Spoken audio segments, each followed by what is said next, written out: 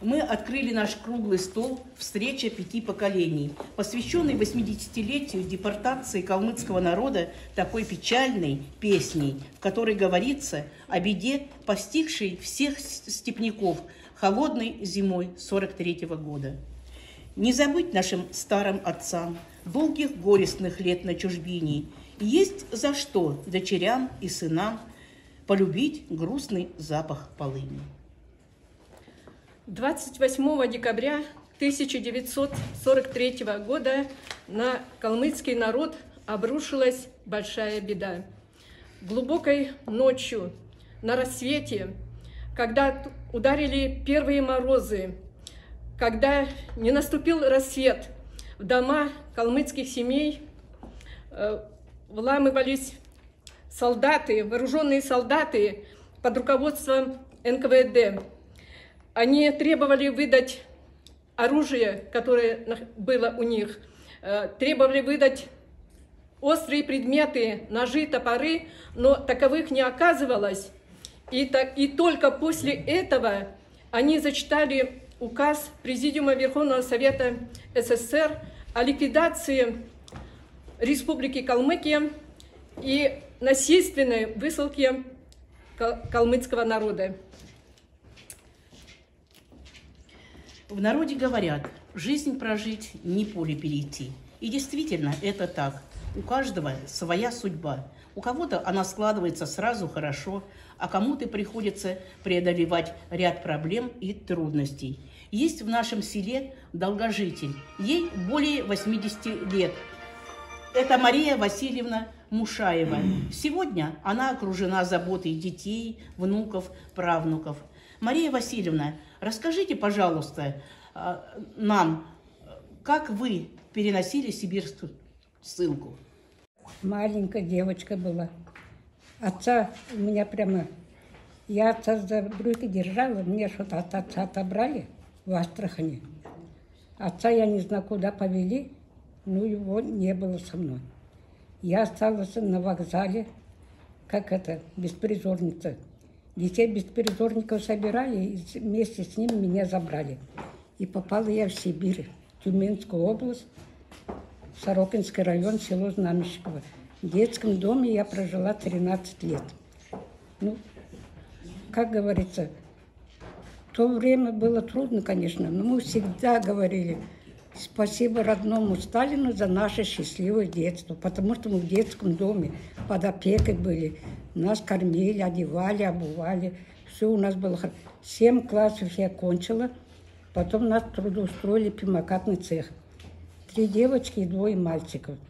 5 человек. Мы там валенки катали в Сибири. Как нам трудно было. Там же цех мокрый. Нам на ноги давали кирзовые сапоги, а кирзовые они же внутри киру и снаружи киру. Ну, это мороз такой сапоги. Так, ну, в одних носках в них ходили. Я обмораживала ноги, конечно.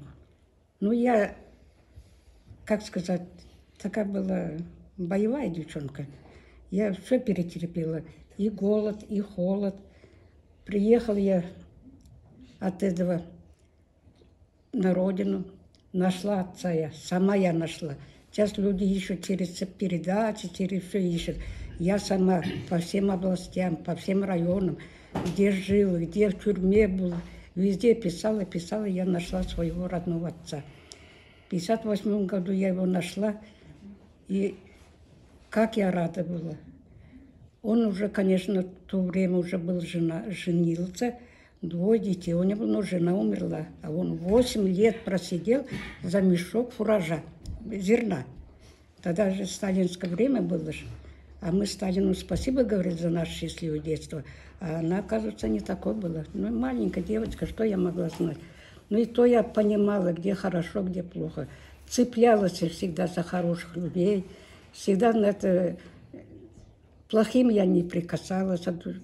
Кто меня приласкает, к тем я всегда приласкаю. И я такая и выросла. Сейчас у меня семья очень хорошая.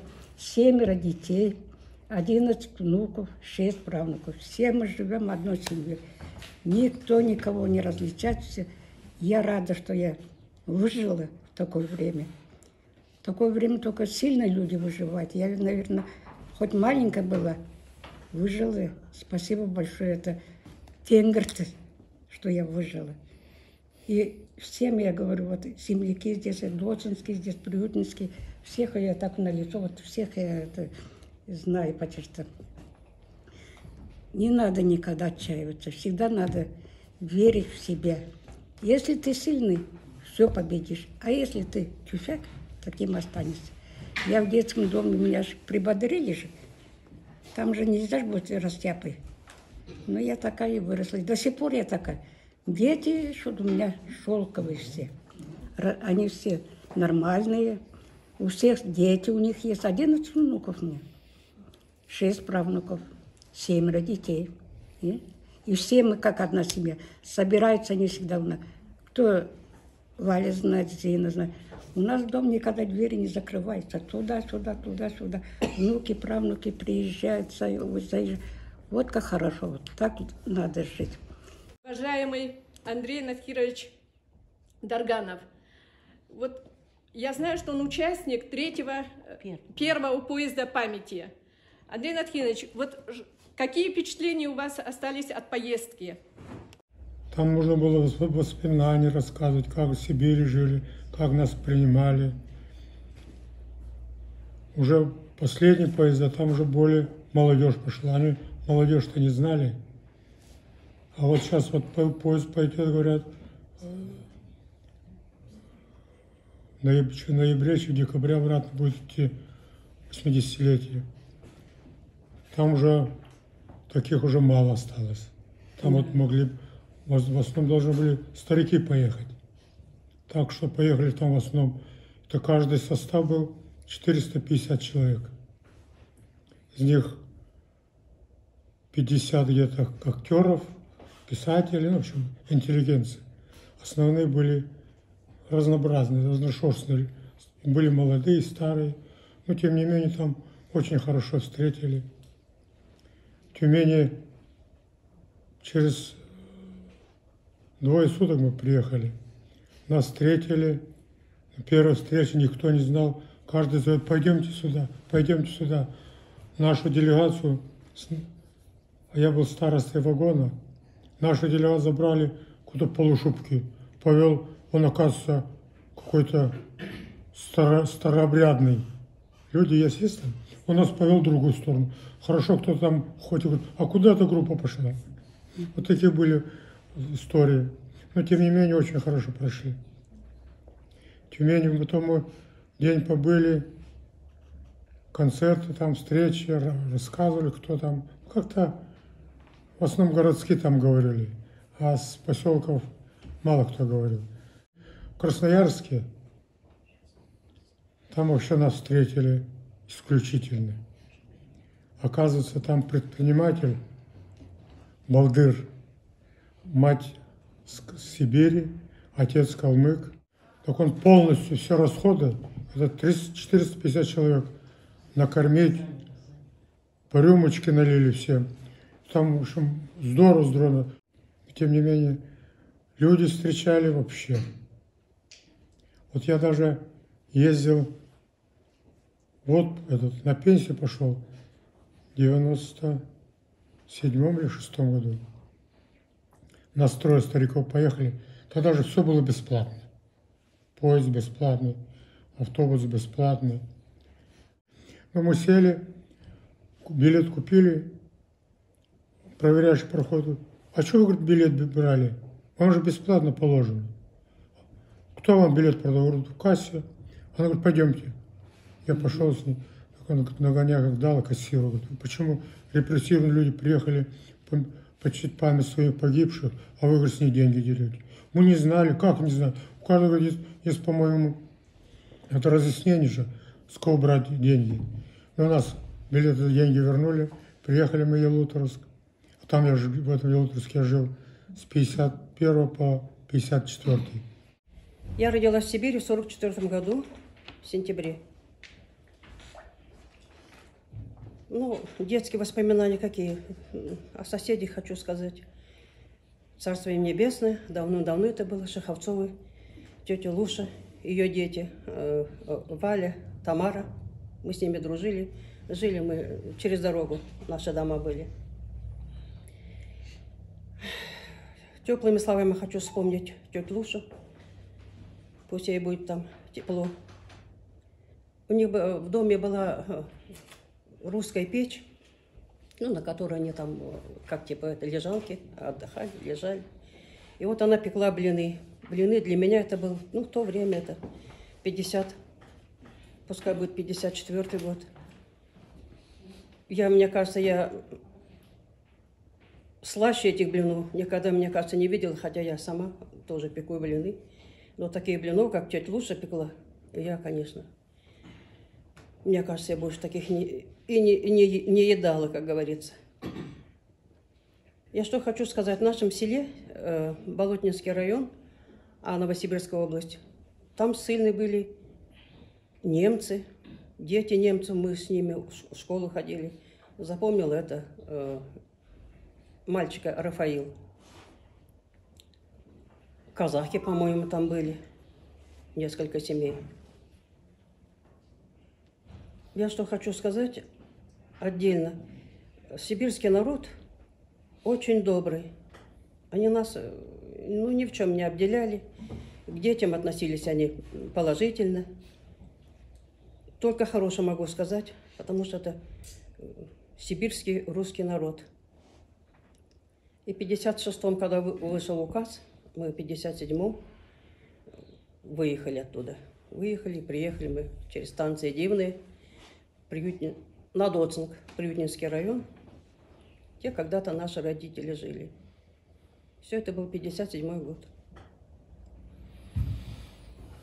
Народ сибирский был очень хороший. Просто добрым словом хочу помянуть, вспомнить их. Хотя уже прошло, конечно, очень много лет. Все, пока.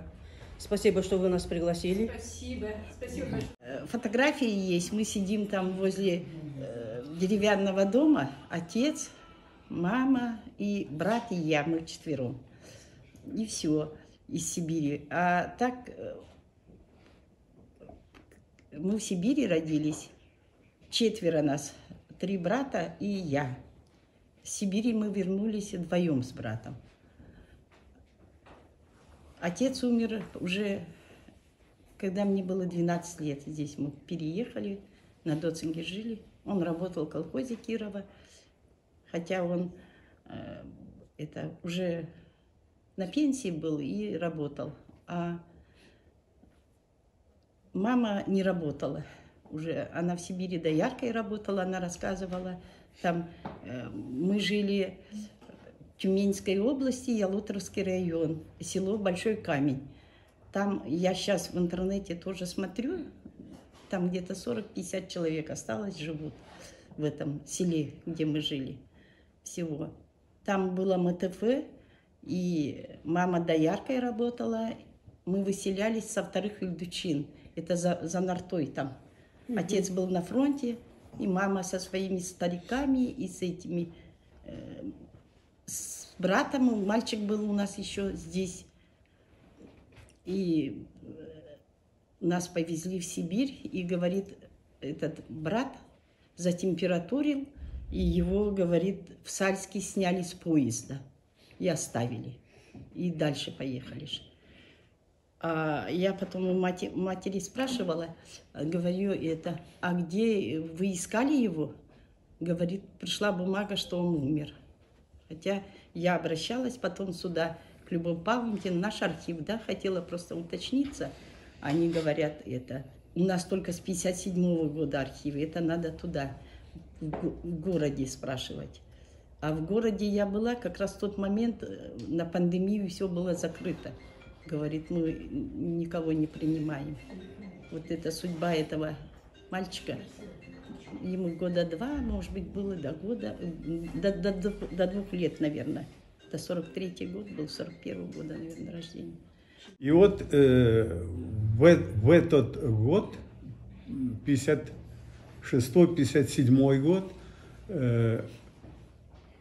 из Дивного, уже со станции железнодорожной, калмыки на машинах, на это, ну, в смысле, грузовые машины сюда перевозили в село. А там гаражи были, первые гаражи построены, но они еще пустые были. И в МТС еще и автомашин-то не было. И вот туда их сразу, для начала, ну куда-то людей девать надо было, и оттуда. И вот это помню. Возвращаются калмыки из Сибири, с далекой Сибири. Ну, много детей было, там вот тоже бегают, играют, там это. Ну, я ж туда захожу. Потом от 7-8 класс, это 57-58 год, к нам в класс, да вообще в школу, первая школа, тогда она была Правительская школа номер 4. Ученики были, наши одноклассники. Вася Малазаев, вот Василий Борисович, да, это потом Улюмжиев Алексей, по Конукову они жили, родители в дорожной службе работали.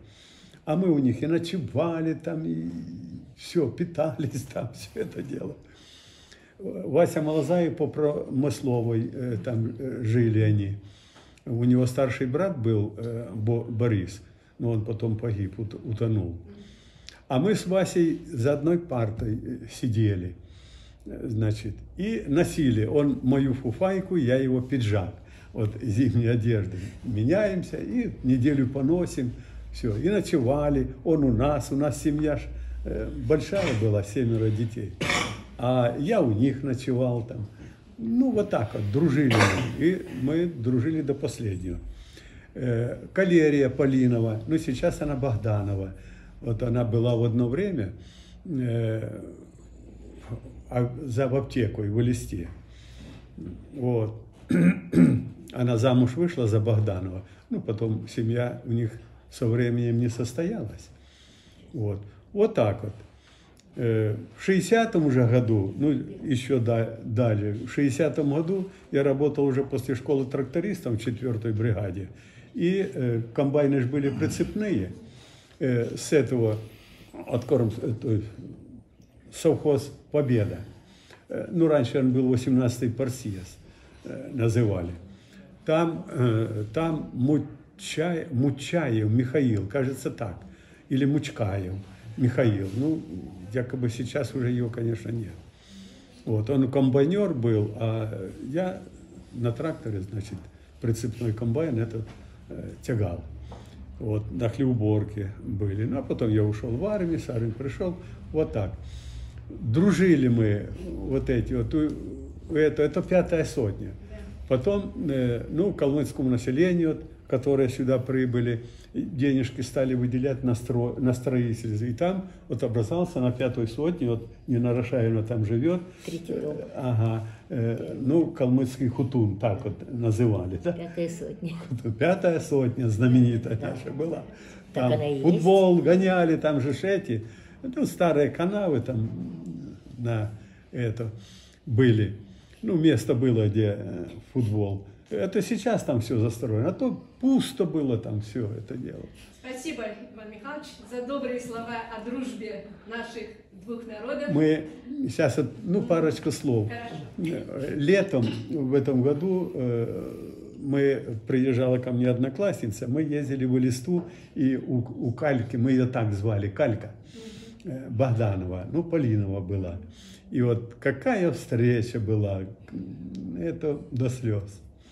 Кроме калмыков и другие народы, в том числе из Чеченской Республики. И сегодня я хотела бы предоставить слово нашему гостю Атаеву Якубу Эльбековичу. Якуб Эльбекович, расскажите о некоторых моментах, может быть, вы слышали от своих родителей. Ну, в принципе, все, можно сказать, было одинаково, что с калмыцким народом, что с чеченским народом. Ну, что я там особо не знаю многого, ну так, слышал. Ну да, пострадали, и калмыцкий народ пострадал, и чеченский народ пострадал. Ну, трудности они пережили, повидали много, отцы, деды. Хлебнули горе. Ну, выжили, вернулись, живем, растим детей, внуков. Дай Бог, чтобы этого не повторилось. Все. Спасибо. Спасибо большое. Здесь за нашим круглым столом присутствует Андрей Борисович Немеев. Вот хотелось бы обратиться к вам и попросить вспомнить те впечатления, которые вот у вас сложились после рассказов ваших родителей о депортации. Что я могу вспомнить? Родители были выселены в 1943 году. Дед и его родственники в декабре 1943-го. После, когда мы в Сибирь попали, по их рассказам, мы попали в Тюменский район, то есть Тюменскую область, Ялуторовский район, село Анисимовка. Это село Анисимовка, где я там родился, 1953 года. А родители работали там в животноводстве. Вот. Матери еще не было. Вот до 1953 года отец там, значит, сошелся с матерью моей, она там работала на шпалзаводе. Вот, они там познакомились, но там их, как говорится, женили и как там. И я появился в 1953 году. В 1953 году я появился, ну, по рассказам деда, отца, дядьки, все работали, всем были предоставлены работы. И, тем не менее, отношение местных жителей, по их словам, было хорошее. Они делились всем, можно сказать, которые работали там. Ну, не скажем, что последним куском хлеба, но предоставляли возможности поесть где-то, одеться там, что когда нужно было. Ну, предоставляли всю помощь. А потом в 1957 году мы уже, когда вышел указ, в 1957 году мы оттуда выехали, и в Зимовниковском районе, в Зимовниках, нас, оказывается, ну, опередили купцы Ростовской области, и мы в Зимовниках, оказывается, слезли, и дед наш там остался в Зимовниковском районе Ростовской области, в совхозе Гашонской. И там работали тоже так же в животноводстве, и потом мы приехали сюда, Приютно, уже в 1958 году. То есть рассказывать молодому поколению, нашему подрастающему, о трудных годах ссылки калмыцкого народа. Это директор музея, районного музея имени Дмитрия Полиничкина Ирина Прокофьевна Морозова. Ну, я хочу сказать, что тема депортации вообще самая сложная тема. И начинаешь что-то рассказывать, воспоминания какие-то, включать мероприятия, в общем, до слез. Некоторые, конечно, моменты. Дети в 10-12 лет становились, в общем-то, не по возрасту взрослыми, и они в силу необходимости работали наравне со взрослыми, и вы многие это знаете, многие испытали на себе. Ну, в общем-то, конечно, цель мероприятий, в общем-то, у нас не ворошить это страшное прошлое, а главная наша цель мероприятий, чтобы это страшное прошлое не повторилось и не было забыто детьми и вами. Ну, а земляки невинно убиенные пусть останутся в памяти тех, кто вернулся на родную землю. В музее у нас оформлены мероприятия, стенды, которые действуют на постоянной основе. А некоторые стенды, вот я сейчас фотографии собираю и буду оформлять уже к дате. Нина Рошайна Манджиева. Ну, вы ее все знаете, какая она у нас активная. Нина Рошайна, вам слово. Свадьба их, молодежная свадьба, подружки ее. Это мои родители. Вот мой отец, а вот моя мама. Она, как Мария Васильевна, закончила 7 классов, детдомовская. Мария Васильевна сказала, детдомовские были очень шустрые, прыткие. Вот она сама уроженка Астраханской области. Отец Старой Льдычин, Притунского района. Он тоже остался сиротой.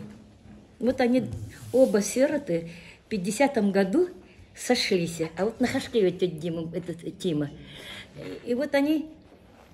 И папа не хотел уезжать с Сибири, потому что они там нашли свое счастье. Уже было 3 детей. Папа говорит, когда мы приехали, говорит, спасибо русским женщинам. Тогда, мне, говорит, отцу было тогда 15 лет. Маме было 13 лет, когда они в Сибирь попали. Мама ехала, вот дедушка и бабушка с ними ездили, но они по дороге умерли. Ее отдали в детдом. Вот ее, это астраханские эти, самые. Вот моя мама все фотографии подписывала, она очень много. Вот почему детдомовские очень красиво пишут, да, заставляли, очень красиво пишут они. Ее приглашали в паспортный стол, чтобы оформляли эти документы. И папа всегда говорил, что бы ни было, как бы ни было, зайдет человек, вы накормите, напоите. Потому что меня, говорит, спасла русская женщина. Тогда ему было 15 лет, и они могли более-менее двигаться, их отправляли по селам. И бабушки, женщины, матеря, давали им по кусочку хлеба. И они приносили уже младшим, тем, которых, понимаете, самосохранение. Старики не ели эти кусочки хлеба, они сохраняли эти 13 лет, они всю надежду, всю свою душу влаживали именно в детей. В детей, чтобы они вернулись. Чтобы они вернулись. Они, как бы вот песня прозвучала, как бы не было обидно, больно, но они каждый день думали, что они вернутся домой. Каждый день мечтали, что они вернутся домой. Что это ошибка, потому что старший брат воевал. Он с 1939 года, вот, дядька, мой отца старший брат, он воевал. С 1939 года он воевал. Он приехал только на месяц и опять пошел на войну в 1941 году. И его семью. Поэтому отец, он очень-очень болезненно переносил вот эту высылку, все детство, понимаете? Они вот... Отец всегда говорил, надо всегда жить дружно. И спасибо. Он почему-то говорил, когда-нибудь вы съездите, посмотрите. Нина, смотри, станция Заводуковский, Алутырский район, улица Речная, 24. Это барак деревянный. Говорит, мы там жили, говорит, с мамой. Вас 3 детей, говорит, нас было, говорит. Всегда относился, плохое никогда не говорил. А наоборот, видите, они собирались, ну вот видите, подружки астраханские, они не регистрировались, ничего, они вот день свадьбы, вот папа сидит, мама сидит, они рядом, просто вот сошлись и жили на строе. И он поэтому всегда говорил, не для этого я замерзал, голодовал, чтобы мои дети это испытывали. Все вылаживал. Мама была счетным работником, вот сегодня говорили за Малазаеву, он взял ее. Она же 7 классов, по тем временам 7 классов, это было, как сейчас, институт, высшее образование. Они очень грамотные были. Вот Малазаев Мутыл научил ее, она работала бухгалтером-кассиром, мама моя, папа скотником, дядя на хлебовозе, а тетя работала заведующим ИТП. Они держали, как будто все, весь совхоз. Когда уезжали они, люди плакали, председатель плакал, говорит, не уезжайте, оставайтесь. А отец говорит, зачем я поеду туда, говорит. Я там замерзал, людям на нем пас чужим овцы, коровы, говорит. А здесь я уже человек формировался, он не хотел уезжать. Но тетя, Катышвенгер Санжиена, вот, почетный житель нашего села, она все-таки дождалась и забрала моего отца. И он приехал, и мы приехали в 4-ю бригаду, здесь жили в бараках. И мы, говорит, привезли тебя, говорит, ты сидишь в мухе, говорит, в Сибири таких, говорит, у тебя волосы густые, ты бы так делала, говорит, и мухи слетают, и разлетались. И, говорит, Алдушкаева Наташа, вот эти все смеялись. Спасибо. И, говорит, вот так. А наши предки находились вдали от родины долгих 13 лет. Сколько же много трудностей пришлось им испытать. Это я знаю из рассказов моих бабушек и дедушек. А еще нам много говорят об этом в школе. Да можно ли забыть всеобщую беду? Да можно ли отнять у сердца шрам кровавый? Великий вам поклон, умершие в бреду. Великий вам поклон, все нашим Эджи, Авы. И я хочу, чтобы на земле всегда был мир. Спасибо, Заяна.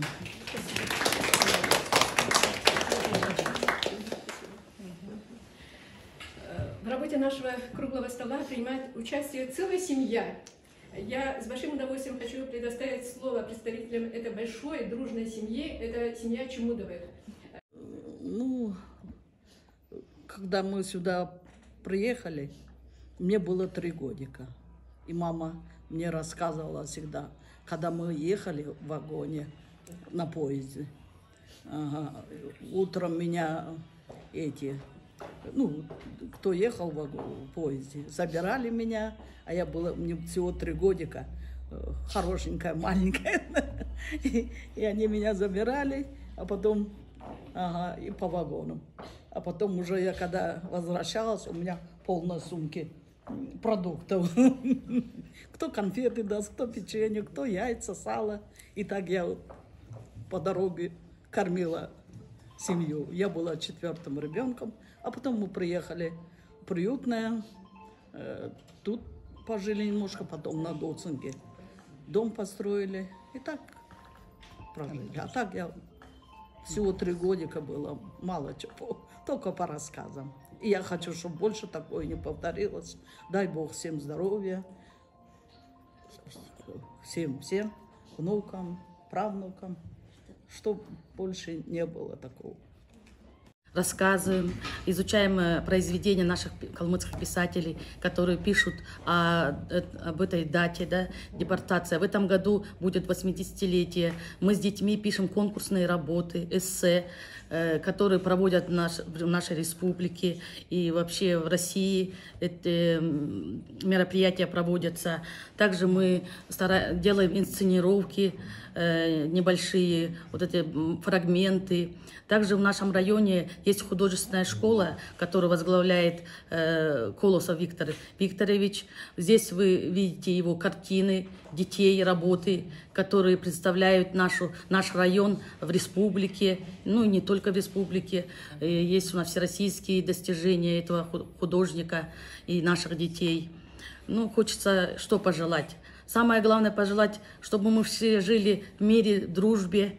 Это мы пропагандируем всегда в школе, чтобы была толерантность, чтобы они старались, чтобы жили в дружбе и в согласии. Ну и спасибо сказать организаторам этой встречи. Все прошло очень тепло. Это хорошо, что будет документальный фильм, я так поняла, по этой встрече, чтобы следующее поколение, чтобы тоже знало, помнило. Ну и всего хорошего. Спасибо большое. Участница нашего ансамбля «Байсвер» — это Надежда Владимировна Безродная. Пожалуйста, Надя. Мне было всего 2 годика. Только по рассказам мамы. Она работала в Сибири рыбоартели. Она всегда рассказывала, выжили, мерзлую картошку ели и мерзлой рыбы. На этом выжили. Тюменская область, Микояновский район. Я там родилась, село Ячанакурт. Ну, она рассказывала, как работала, новые, одевать нечего было, новые мешки, ну, выдавали, чтобы рыбу кидать туда же. А старые латали, но из новых мешков юбочки шили сами себе. И на свадьбу даже ходили, мешковина, сшитые юбки-то. Ну, сюда приехала мама, всю свою жизнь проработала в Кирове дояркой. Вырастила нас, отец умер после Сибири, 29 лет ему было. Долго не прожил, после Сибири умер. Мне было тогда 4 годика. Принимает участие и председатель собрания депутатов Пригненского РМО Джигалуша. Десятилетие. С каждым годом она удаляет нас от этих событий все меньше. Очевидцев этого события, кто даже в маленьком возрасте видел все это. Ну, спасибо организаторам, что в таком ключе организовали этот круглый стол, хотя можно было, конечно, тоже продолжать это и встречаться с молодым населением, не только мы, вот, как бы, люди взрослые, советского периода, кто это застал. Это касалось бы больше молодых людей, которые бы, ну, осознали. Ну, они понимают, потому что сейчас вот многие молодые люди, мы и сейчас вот защищают наши, отдают свои жизни. Как посмотришь, молодые парни. Так что это поколение, которое вот эти вот беседы, и в том числе то, что вот Иван Михайлович со своими коллегами, друзьями проводят, и это не остается как бы бесследно. Все-таки части этого зерна, можно, скажем так, части советского воспитания, части любви к родине, оно остается. Эти молодые люди, которые сегодня на передовой, это тоже часть нашего общества. Как бы они тут не относились, может быть, части говорили, там, то хулиганы, то это. Но то, что касается таких святых понятий, как Отечество, защита Отечества, они, не раздумывая, вступили в ряды и проходят вот это вот. Я единственное, что хочу сказать, в 1958 году я родился в поселке Комсомольске. Это буквально там через 2 месяца возвращения моих родителей в Сибири. Поэтому мне дали имя Джаргал. Это счастье, радость. Вот, это было, конечно, для них. Я был уже 6-м ребенком, 2 потеряли, со слов мамы. Значит, буквально в начале 43-го мы выселили в город, в Туруханск, Красноярского края, в самую лютую зиму. Было минус 50 градусов, но тем не менее, как говорится, вот то, что вы рассказывали, все вместе. Благодаря жизнь продолжалась, и она рассказывала, как бы там ни было трудно. После изнурительного труда все равно они были молодыми, собирались, танцевали, и на танцы бегали. Ну, жизнь продолжалась, и все равно это было неистребимо человеческое, чем его, как бы, нутро требует, оно как бы, оно еще тем более советское воспитание. Поэтому вот эти важные беседы, они важны. Не в том плане, что только вот в 80-летие мы вспоминаем эти даты, ведь депортации подверглись многие народы и многие люди. Это началось не только там в 43-м, это началось еще раньше, в 33-м, 37-м годах, когда были невинно убиты наиболее сильные труженики, хотя их сейчас называют кулаками, а это были люди, которые своим трудом и потом зарабатывали себя и кормили других людей. Вот, это было 1937 год, когда было вырублено военное руководство, молодые талантливые руководители. Да, сейчас со стороны веков можно говорить о том, что справедливо, несправедливо. Конечно, то, что были наказаны, так скажем, это были дети, невинные, поезд, это очень страшно. Поэтому вот когда говорим о государстве, говорим об этом, надо помнить о том, что такое защита личности и государства, соотношение.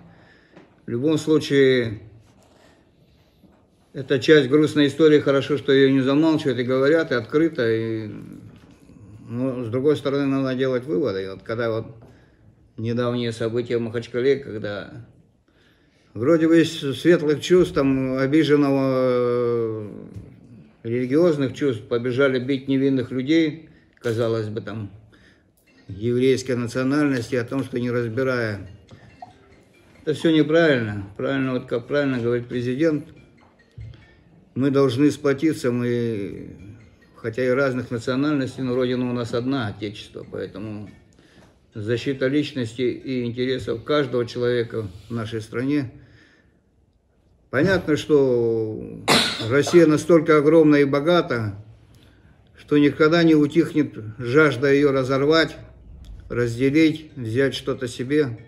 Поэтому вот такие беседы и такие столы, они только сплачивают. И я думаю, на этом будет зиждиться наша Родина. И все-таки спасибо вам, тем, кто восстанавливал. Спасибо за то, что пришли, рассказываете. И надо дальше это продолжать. Вам всем здоровья, всех благ, всего самого хорошего. Лидия Цыгеновна, вам слово. Сегодня, вот говоря об этих поездах памяти, а их всего было 4, и сейчас вот готовится и 5-й поезд памяти. Значит, 3 поезда памяти были организованы в Сибирь, и вот мне посчастливилось быть участницей 3-го поезда памяти, который был организован летом 2002 года. Казалось, что это случилось недавно, но уже прошло столько времени. Но в памяти до сих пор вот живы те моменты, как нас встречали сибиряки. В каждом сибирском городе заранее были направлены представители с Калмыкии, и вот они организовывали эти встречи совместно с администрацией каждого города. А города эти и Тюмень, Омск, Томск, Новосибирск, Барнаул, Новосибирск и Красноярск. С Красноярска мы уже возвращались домой. И вот буквально в каждом городе встречались не только с местными жителями, но встречались с теми нашими земляками, которые по воле судьбы остались там. Вот. И с такой радостью, и мне еще хотелось бы заострить внимание на том, что среди участников поезда были и артисты, и ученые, да? И в каждом городе давали концерты, которые показывали, что калмыцкий народ, вернувшись на родину, сохранили, подняли свою культуру, развили свою республику, занимались наукой активно. И все это показывали. И настолько местные жители, сибиряки, радовались тому, что вместе, прожив такие тяжелые годы, 13 тяжелых лет, суровых лет, калмыки не растеряли свою национальную самобытность, сохранили свою культуру, сохранили свое национальное достоинство и смогли, приехав через столько лет, показать свои достижения. И, конечно, звучали всегда слова благодарности сибирякам, простым людям, которые делились своим куском хлеба, делились едой, поддерживали, и у многих остались там друзья. И вот эти встречи были очень теплые. Вот, поэтому я хочу сказать, что дружба народов, понимание, толерантность – это те главные такие наши ценности, которые помогут нам сегодня сохранить единство, сохранить свою родину и двигаться вперед. Я всем участникам желаю добра, здоровья, благополучия. Пусть ваши внуки, дети не забывают историю своего народа. Спасибо. Редакция районной газеты «Сельский труженик» проводит акцию к 80-летию депортации калмыцкого народа, то есть газета «Сельский труженик» в дома людей, перенесших эту тяжелую ссылку. И в этой акции приняло активное участие Приютнинское СМО. Такие мероприятия сближают, объединяют. Гостям спасибо за ваши рассказы. Хочется сделать, наверное, вывод с каждой истории, да, рассказанной, что как важно для каждого из нас встречать на своем жизненном пути хороших людей, да, которые благодаря им вы как бы окрепли и духом, и силой.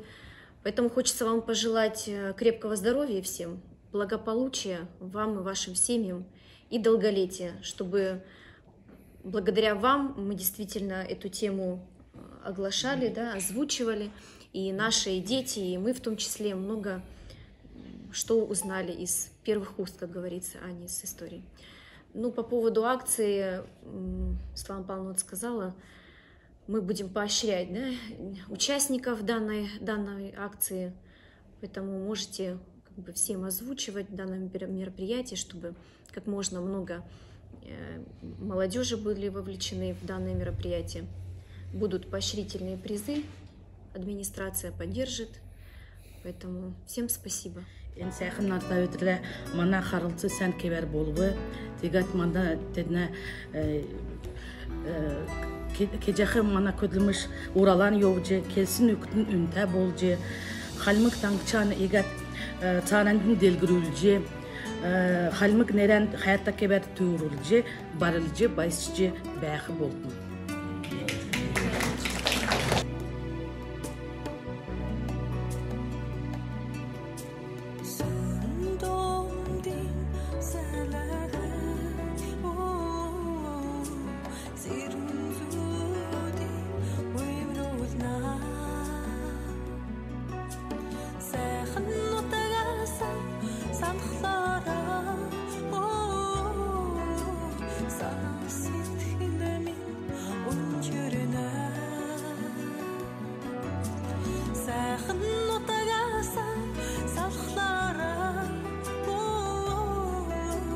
Sana sevdiğimin öncürüne